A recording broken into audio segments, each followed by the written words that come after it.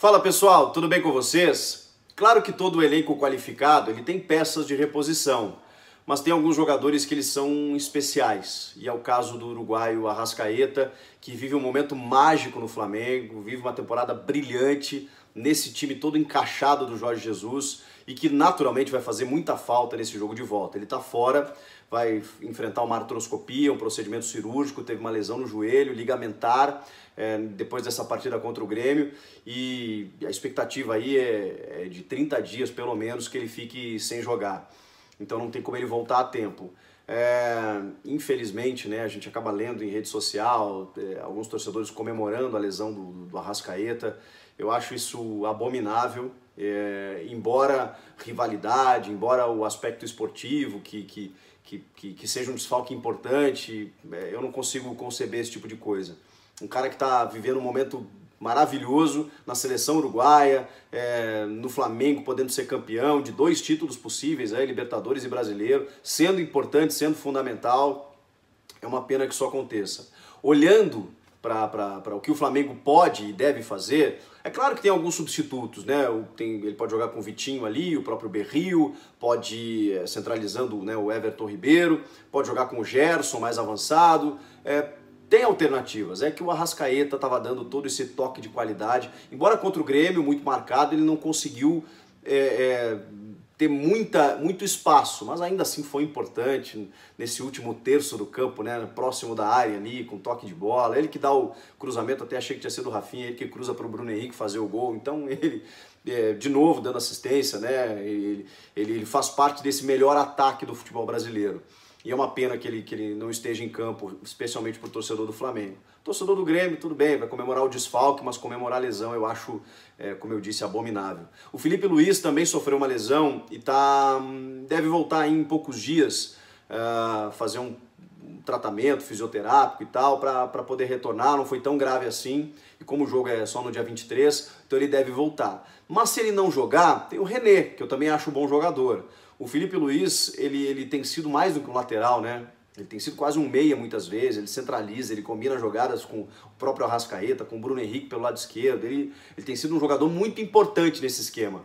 Mas repito, o René também é bom jogador e o Felipe deve jogar. O Grêmio terá retornos, mas não de todos os jogadores que desfalcaram o time nesse jogo de ida.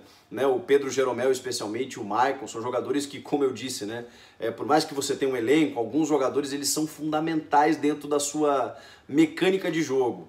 E o Maicon, especialmente, fez muita falta, tanto que ele entra no finalzinho e dá um passe maravilhoso para o Cebolinha cruzar e o PP fazer o gol. No pouco tempo que ele esteve em campo, descontado voltando de lesão. O Jeromel fez muita falta na defesa, todo mundo sabe a qualidade dele.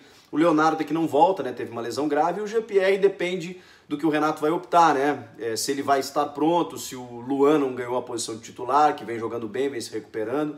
Enfim, são projeções que a gente vai fazer ainda para os próximos dias aí, até essa partida de volta.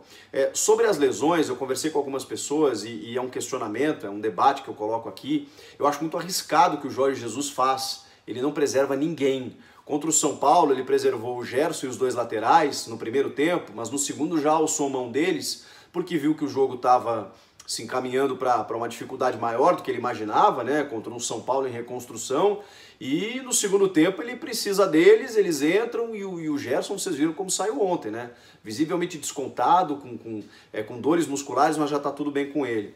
E mesmo que sejam lesões ligamentares, né, do Felipe Luiz e do Arrascaeta, os músculos eles dão sustentação para tudo isso, pelo menos alguns médicos me disseram isso.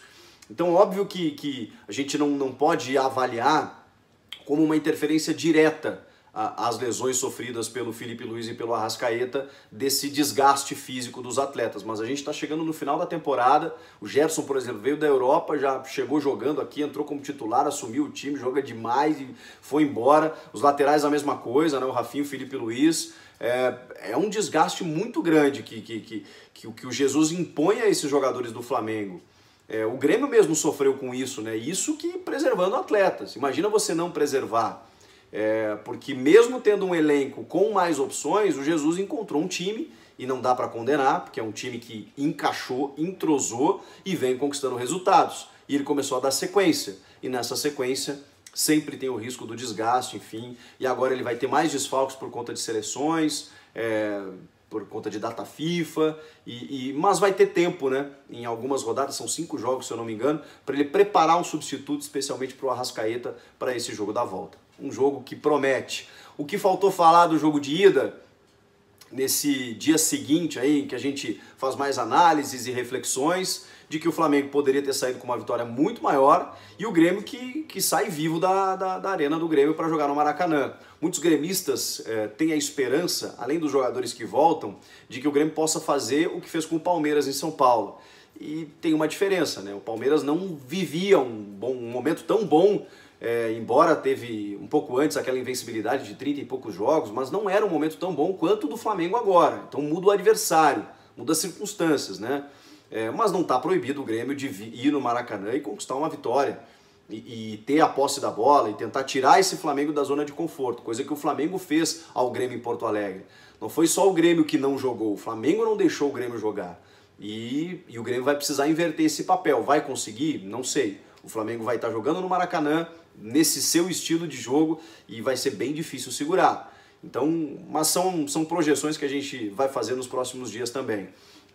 Diante disso, muita gente me perguntou também sobre esse lance que origina a lesão do Felipe Luiz com o Maicon. Conversei com alguns árbitros. Eles não entenderam como falta, eu também não. Acho que o Felipe Luiz procura até o contato com o Maicon. É um choque normal, em que o Pitana não percebe, o Everton Ribeiro também não percebe. Ele até disse que se ele visse o Felipe Luiz, ele teria jogado a bola para fora, simples. Só que como ele pega a bola e ele avança em direção à grande área adversária, o Grêmio, quando rouba essa bola, decide não fazer o fair play.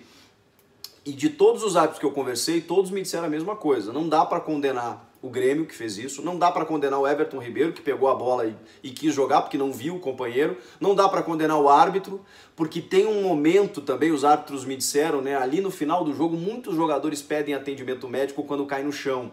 Então o fair play, que é um conceito muito mais amplo, né, de respeito ao adversário, respeito às leis do jogo, ele é muito subjetivo, né? E ele é do momento, ele é do feeling, do atleta, do árbitro.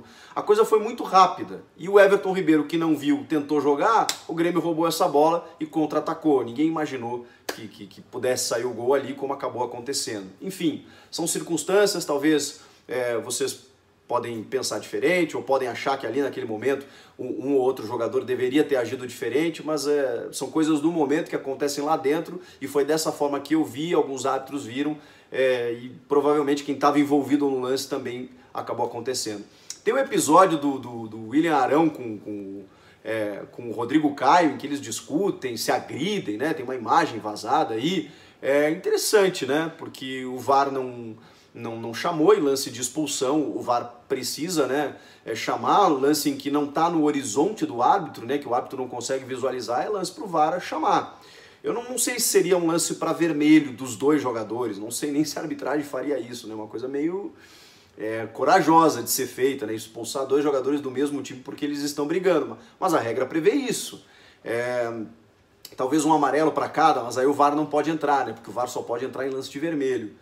Então é um lance discutível, que ficou de ontem para hoje para a gente debater aqui. Eu acho que o amarelo para os dois estava de bom tamanho, só que o amarelo não é lance para VAR. Então, será que o quarto árbitro não viu? Será que nenhum assistente, um bandeirinha viu? Aí poderia avisar, aí não precisa de VAR. Ó, Pitana, os dois estão se estranhando ali, dá um amarelo para os dois, porque para controlar disciplinarmente é o que a regra manda e tá tudo certo. Também não acho que tenha sido uma agressão, acho que tenha sido um quiprocó ali, discutiram, foram, né, se exaltaram um pouquinho, dá um amarelo para cada e resolve.